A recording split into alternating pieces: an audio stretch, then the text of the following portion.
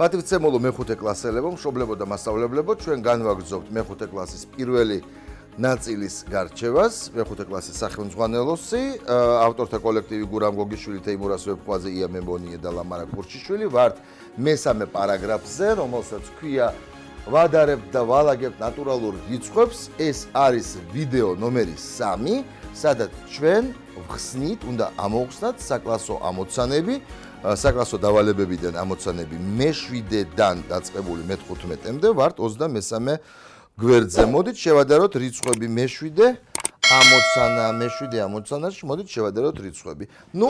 ნახეთ, ძალიან ადვილია აქ ყველაფერი. ვადარებთ, ესე იგი 1500 და 999-ს. ალგორითმი, აქ 3 ციფრია რიცხვში, აქ 4, სადაც მეტია, ის არის მეტი. ეს იყო პუნქტი A. პუნქტი B. 136.099 და 53.366. აქ არის 6 ციფრი რიცხვში, აქ არის 5. სადაც არის უფრო მეტი ციფრი რიცხვში, ის არის მეტი. G. 6354 და 6354. ტოლია ერთმანეთის, ხო? აქაც არ ვფიქრობ, ერთ და იგივე რიცხვია დაწერილი. პუნქტი D. 10101 და 10100. აქაც 10000-ია, აქაც 10000-ია. აქ ასეულებში გვაქვს 0. ერთეულების კლასის ასეულების თანრიგში, აქ გვაქვს 1. აქაც საუბარი დასრულებულია. 0 ნაკლებია ვიდრე 1, ესე იგი ეს რიცხვი იქნება ნაკლები.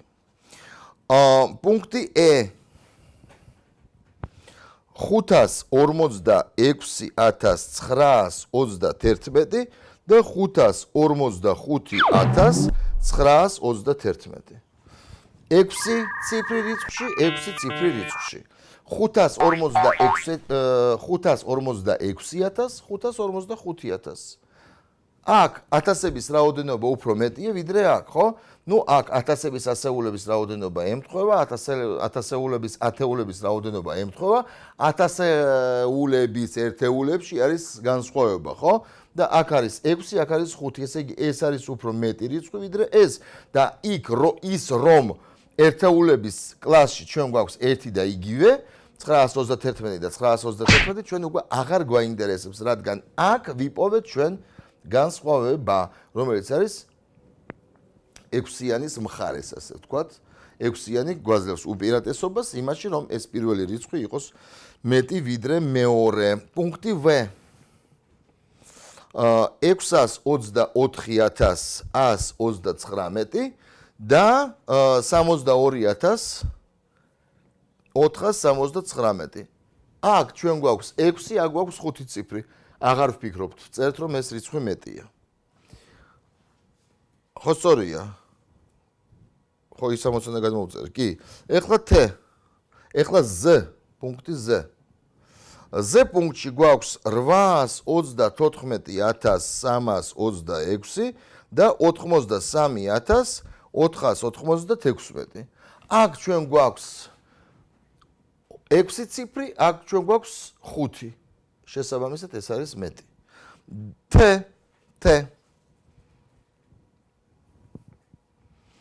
26.095 და 26.115. 26.000 არის აქ, აქაც არის 26.000. აქ გვაქვს ჩვენ 95, აქ 115. ანუ აქ გვაქვს 0, აქ გვაქვს 1. 0 ნაკლებია 1-ზე. საუბარი არის ერთეულების კლასის ასეულების თანრიგზე, ესე იგი შესაბამისად ეს რიცხვი არის ნაკლები. მოდით ახლა მერვე ამოცანაში შეადარეთ რიცხვები, გამოიყენეთ მეტობა, ნაკლებობა ან ტოლობის ნიშანი. ნახეთ 279.788.000 და 278.865.000. პირველ შემთხვევაში ჩვენ გვაქვს 279 მილიონი, მეორე შემთხვევაში 278 მილიონი. ესე იგი A პუნქტში მერვე ამოცანის A პუნქტში ჩვენ შუაში უნდა დავუსვათ მეტობის ნიშანი. 110 მილიარდ 30.000 და 999 მილიონ 90.000. რა თქმა უნდა 110 მილიარდი მეტია ვიდრე 99 მილიონი. ამიტომაც B პუნქტში ჩვენ გვჭირდება ნიშანი მეტობა. და პუნქტი G 14 მილიარდ 64.000 და 14 მილიარდ 11 მილიონი. ანუ 14 მილიარდ 11 მილიონი უფრო მეტია ვიდრე 14 მილიარდ 64.000. ხო სწორია? და იქ არის 14 მილიარდი და კიდე 11 მილიონი და აქ არის 14 მილიარდი და 64.000. ანუ მილიონების თანრიგში იქ ნოლებია. ხო სწორია? და რადგან მილიონების თანრიგში არის ნოლები, ამიტომაც 14 მილიარდ 64.000 არის უფრო ნაკლები ვიდრე 14 მილიარდ 11 მილიონი და G პუნქტში ჩვენ ჩავწერთ ნაკლებობის ნიშანს. ეხლა მე-9 პუნქტი ვნახოთ. დავალაგეთ რიცხვები ზრდის მიხედვით. მოდით დავალაგოთ. ჩვენ ხედავთ, რომ ჩვენ გვაქვს 52691, 52891, 52167 და 52818. ყველა რიცხვში ჩვენ გვაქვს, ყველა რიცხვი არის 5 ნიშნა, ყველა რიცხვს აქვს, ესე იგი 10 ათასეულების თანრიგში ხუთიანი, ანუ 50.000-ია ყველა რიცხვში, 50.000-ია. ყველგან არის 2000, ანუ ემთხვევა ამ 4-ვე რიცხვის კლასი ათასეულების. ხო? ათასეულების კლასი ემთხვევა ყველგან არის 52.000. მაგრამ რაც შეეხება ერთეულების კლასს, იქ უკვე არის სხვაობა და ვეძებთ ამ სხვაობას. ერთგან არის 691, მეორეგან არის 851, 167, 818. ყველაზე პატარა არის 167. მერე მოდის 691, მერე მოდის 818 და მერე მოდის 891. შესაბამისად, ჩვენი თანმიმდევრობა გამოიყურება შემდეგნაირად. მე-9 ამოცანაში თანმიმდევრობა გამოიყურება ასე. 52167, 52681, 52818 და 52881. იმედია ჩანს დაფაზე რა წერია. ანალოგიურად ჩვენ ვიხილავთ ეხლა B პუნქტს. აქ ჩვენ გვაქვს 810.000 810.135, 811.315, 801.422 და 811.423. ყველგან ჩვენ გვაქვს 800.000, ხო? ყველა რიცხვი არის 6 ნიშნა. ვიღებთ x, სადაც უფრო მცირეა, ესე იგი ერთეულების რაოდენობა. ჯერ. ნუ, ესეთი რიცხვი არის 801.422. შემდეგ ათასეულებში უკვე ესე იგი ათასეულების კლასში ჩვენ ვეძებთ ეხლა რა ხდება შუა პოზიციაზე. ანუ პოზიციაზე, სადაც ჩვენ შეგვიძლია ათასეულის ათეულებზე ვისაუბროთ. და შემდეგი რიცხვი იქნება 810.135. შემდეგ მოდის 811.315 და 811.423. აქ ჩვენ გვაქვს 801.000, აქ 810.000, აქ 811 და აქაც 811, მაგრამ 811.000 აქ შემდეგ გაგრძელება ამ რიცხვის არის 315 და აქ კიდე არის 423. 315 უფრო ნაკლებია ვიდრე 423. ეს იყო A პუნქტი, ეს იყო B პუნქტი ამ ამოცანას. ეხლა მე-10 ამოცანა, გამოიყენეთ ციფრები 5, 8, 9 და ჩაწერეთ რიცხვი, რომელიც მეტია 876-ზე და ნაკლებია 897-ზე. ესე იგი 876-ზე მეტი, მაგრამ ნაკლები 897-ზე. ჩვენ მარაგში გვაქვს მხოლოდ 5-იანი, 8-იანი და 9-იანი. ნუ, შეგვიძლია დავწეროთ 895, გამოვიყენეთ 8-იანი, გამოვიყენეთ 9-იანი და გამოვიყენეთ 5-იანი. 895 არის მეტი ვიდრე 876, მაგრამ არის ნაკლები ვიდრე 897. უნდა დავწეროთ რიცხვი, რომელიც არის ნაკლები 595-ზე, მაგრამ მეტია ვიდრე 580. ისე უნდა გამოვიყენოთ 5-იანი, 8-იანი და 9-იანი. ნუ ესეთი გვაქვს მარაგში 589. ხო სწორია? და ბოლო პუნქტი მეტი უნდა იყოს 983-ზე და 1000-ზე ნაკლები უნდა იყოს. ისევ მარაგში გვაქვს 5-იანი, 8-იანი და 9-იანი. 985. აი 985 ვთქვი და 984 დავწერე. так, ესე იგი 985. აი ასე. ჩვენ გამოვიყენეთ სამი ციფრი, 5-იანი, 8-იანი და 9-იანი, ეს იყო მე-10 ამოცანა და ამ ციფრების მეშვეობით შევადგინეთ სხვადასხვა რიცხვები, რომელიც აკმაყოფილებენ სხვადასხვა პირობებს. აი ესეთი მათემატიკური ფოკუსი ჩავატარეთ. ეხლა მე-11 ამოცანა 23 გვერდზე. ცხრილით მოცემულია სხვადასხვა წლებში მსოფლიოს მოსახლეობის ოდენობა მიახლოებით და ამ ცხრილის მიხედვით უპასუხეთ შემდეგ კითხვებს. ჩვენ ვხედავთ, რომ 1800 წელია მითითებული. 1800-ში მსოფლიოში მოსახლეობა იყო 910 მილიონი, 910 მილიონი, 1841-ში გახდა 1.130 მილიონი, 1900-ში 1.600 მილიონი, 1950-ში უკვე გახდა 2.510 მილიონი, 1982-ში გახდა 4.600 მილიონი და 2008-ში გახდა 6.500 მილიონი. და ჩვენ გვეკითხებიან, რომელ წლებში იყო მსოფლიოს მოსახლეობის ოდენობა მილიარდზე ნაკლები. ნუ 1800-ში იყო ნაკლები. რომელ წლებში იყო მსოფლიოს მოსახლეობის ოდენობა 1 მილიარდსა და 2 მილიარდ შორის. აი 1850-დან 1900 წლამდე იყო 1 მილიარდსა და 2 მილიარდ შორის, რადგან 1850-ში იყო 1.130 მილიონი და 1900-ში იყო 1.600 მილიონი. რომელ პერიოდში გაიზარდა მსოფლიოს მოსახლეობის ოდენობა 1 მილიარდზე მეტი ოდენობით.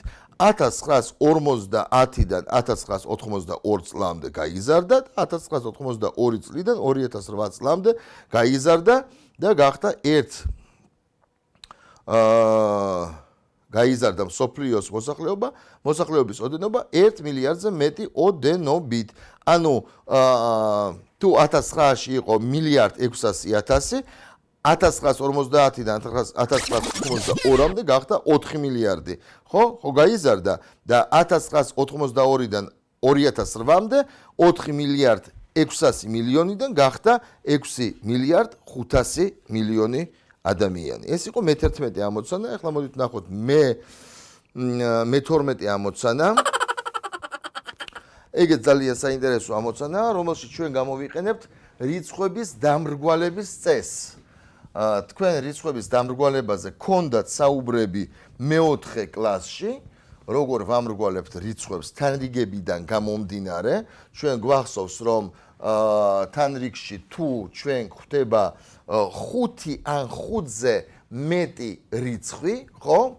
ციფრი ამ შემთხვევაში უკვე მომდევნო, ანუ წინა თანრიგში ხდება ერთით მეტი ციფრის ჩაწერა. მოდით ჯერ გავიხსენოთ დამრგვალება და მერე უკვე ამოხსნათ ჩვენი ეს ჯადოსნური ამოცანა. დაუშვათ, ჩვენ გვაქვს აი ესეთი რიცხვი 115, ხო? დაუშვათ 115 კილოგრამი რაღაც კარტოფილია, ხო?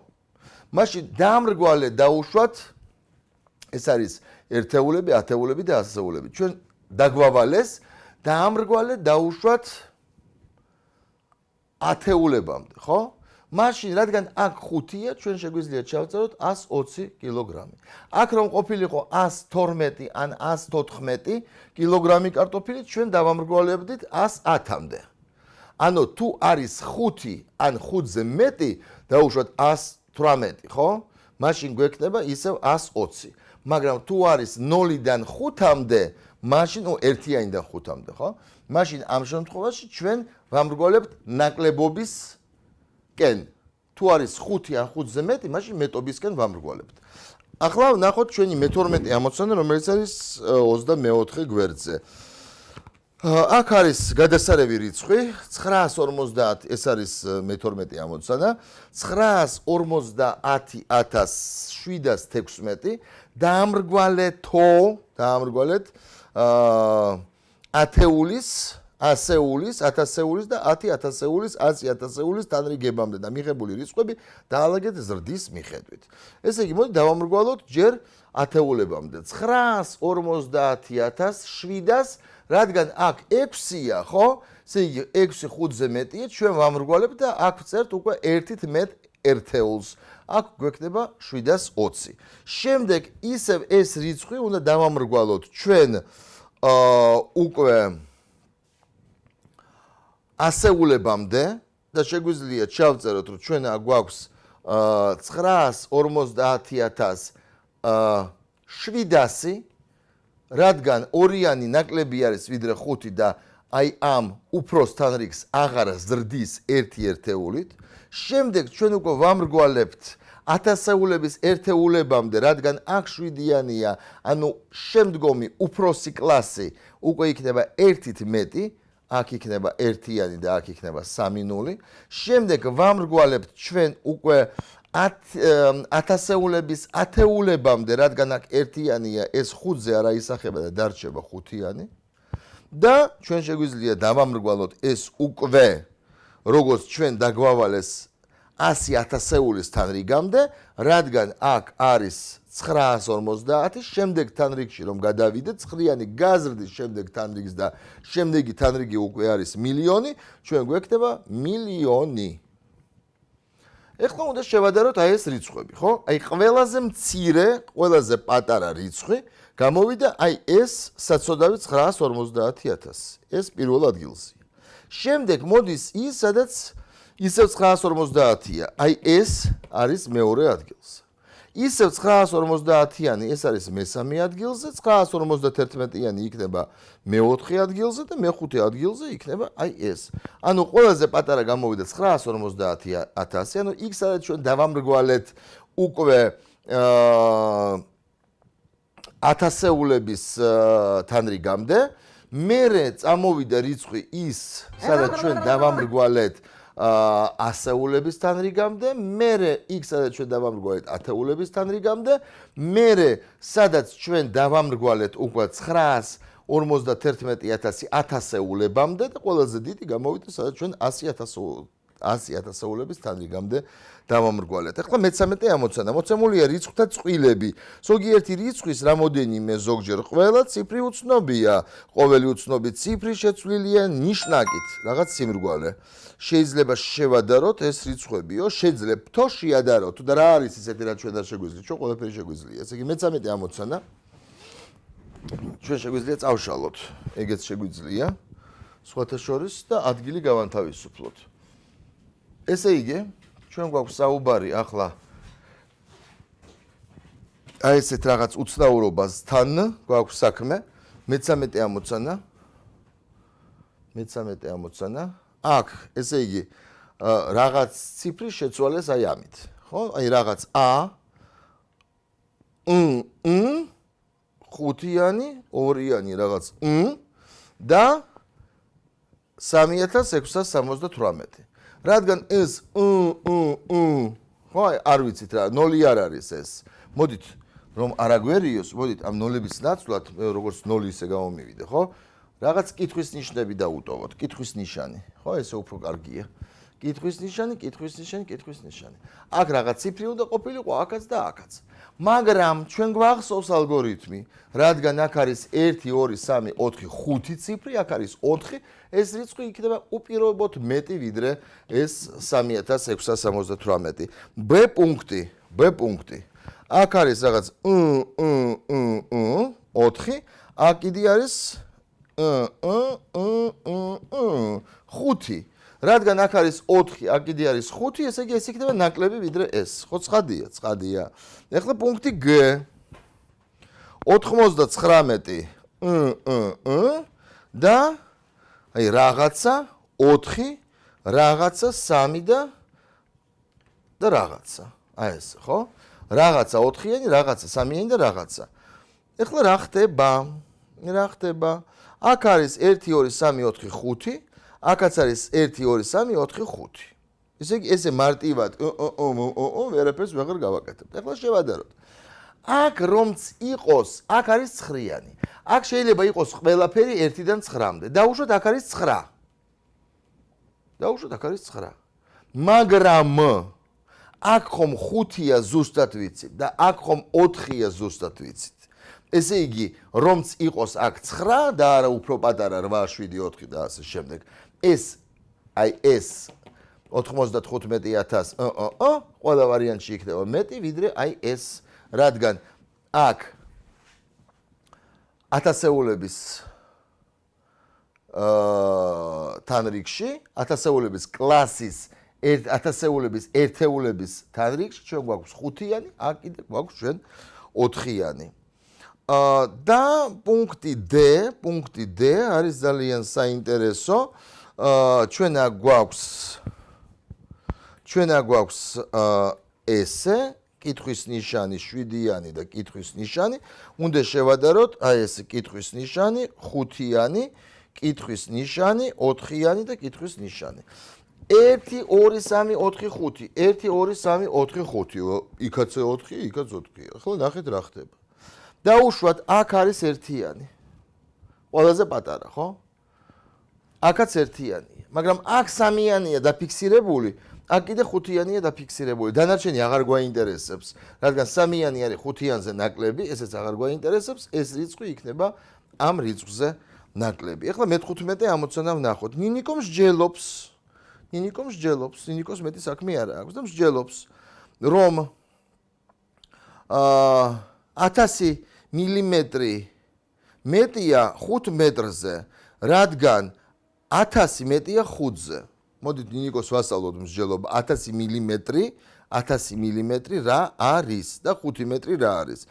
1000 მილიმეტრი, ხო? ეს არის რა? 1 სანტიმეტრი არის 10 მილიმეტრი, ხო? 1 მეტრი არის 100 სანტიმეტრი. ესე იგი 1 მეტრი არის 1000 მილიმეტრი. 1000 მილიმეტრი ჩვენ გვაქვს პრაქტიკულად 1 მეტრი. 1 მეტრი 5-ზე მეტი ვერ იქნება, რადგან ჩვენ გვაქვს საქმე რასთან, სხვადასხვა ერთეულებთან. ჩვენ შეგვიძლია ვისაუბროთ და შევადაროთ მხოლოდ ერთნაირი ერთეულები, ხო? ერთნაირი ერთეულები. თუ ერთი არის მილიმეტრებში გამოსახული, მეორეც უნდა გადავიყვანოთ მილიმეტრებში. თუ ერთი არის მეტრებში, მეორეც არის მეტრებში. დაუშვათ ჩვენ არ შეგვიძლია რაღაც წუთების რაოდენობა შევადაროთ რაღაც საათების რაოდენობასთან. მე მგონი B პუნქტში ამაზეა ზუსტად საუბარი, რადგან ჩვენ უნდა გადავიყვანოთ ეს წუთები საათებში, ან საათები გადავიყვანოთ წუთებში. ანუ ერთნაირ ერთეულებზე უნდა იყოს საუბარი, რომ ეს ყველაფერი ექვემდებარებოდეს დაუშვათ შედარებას. ხო? ალბათ მასია, ალბათ კი არა მასია. ესე იგი, პირველ A პუნქტში ნინიკო მსჯელობს მე-15 ამოცანის A პუნქტში ცდარად, მინუსი დაუწეროთ ნინიკოს. ახლა B პუნქტი 1000 წამი მეტი 1 საათზე, რადგან 1000 მეტია 1-ზე. ისევ, ხო? 1 საათში ჩვენ რა გვაქვს 60 წუთი. 1 წუთში ჩვენ გვაქვს 60 წამი. ესე იგი 1 საათში ჩვენ გვაქვს რა გვაქვს ჩვენ 3600 წამი და 1000 წამი არის ნაკლები ვიდრე 3600 წამი. ამიტომაც B პუნქტის დროსაც ნინიკო მსჯელობს მცდარად. G პუნქტი 1 მილიონი სანტიმეტრი მეტია 10 კილომეტრზე, რადგან 1 მილიონი მეტრი მეტია, მოიცა 1 მილიონი სანტიმეტრი მეტია 10 კილომეტრზე, რადგან 1 მილიონი მეტია 10-ზე. ნუ ჩვენ ვიცით რომ 1 მეტრი არის 100 სანტიმეტრი. 1 კილომეტრი არის 1000 მეტრი. 1 კილომეტრი არის ზუსტად 1 კილომეტრი არის 1 მილიონი სანტიმეტრი. ანუ ტოლია G პუნქტშიც ნინიკო არის არასწორი, ხო? რადგან მილიონი სანტიმეტრი არ არის მეტი 10 კილომეტრზე. ტოლია ერთმანეთის და D 1 მილიარდი გრამი მეტია 500 ტონაზე, რადგან 1 მილიარდი მეტია 500-ზე. ანუ რა ხდება ამ შემთხვევაში? 1 მილიარდი გრამი, ხო? 1 მილიარდი გრამი არის 1 მილიონი კილოგრამი, რადგან რომ წავშალოთ ეს 3 ნოლი და მილიარდიდან მილიონებში დავაბრუნოთ და 1 მილიონი კილოგრამი არის 1000 ტონა. იმას რომ მოვაცილოთ კიდე 3 ნული. 1000 ტონა კიდე მეტია ვიდრე 500 ტონა. ანუ 1 მილიარდი გრამი ეს არის პრაქტიკულად 1 მილიონი კილოგრამი, რაც მე მაძლევს კიდე 1000 რომ წაუშალო, აქ 1000 წაუშალე, ხო, კილოგრამში ხო 1000 გრამია. ეხლა 1 ტონაში 1000 კილოგრამი, ამ 1000 წაუშლი და მივიღებ მე 1000 ტონას. და 1000 ტონა 1000 ტონა კიდე მეტია ვიდრე 500 ტონა. აქ ტონებზია, ტონებს ვადარებთ.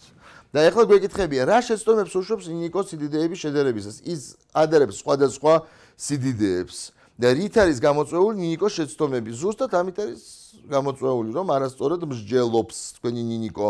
არის თუ არა რომელიმე შედარება სწორი. ერთადერთი შედარება, რომელიც არის სწორი, ეს არის D. უბრალოდ გაარტყა შემთხვევით თქვენმა ნინიკომ. ასე რომ ჯერ ნინიკომ ისწავლოს მათემატიკა და მერე დაიწყო შედარებები. ეს იყო ჩვენი ბოლო ამოცანა ამ ვიდეოში. ჩვენ შევხვდებით უკვე შემდეგ ვიდეოებში, სადაც ჩვენ განვიხილავთ ამ პარაგრაფის საშინაო დავალებებს. მადლობას გიხდით ყურადღებისთვის. შემდეგ ვიდეომდე.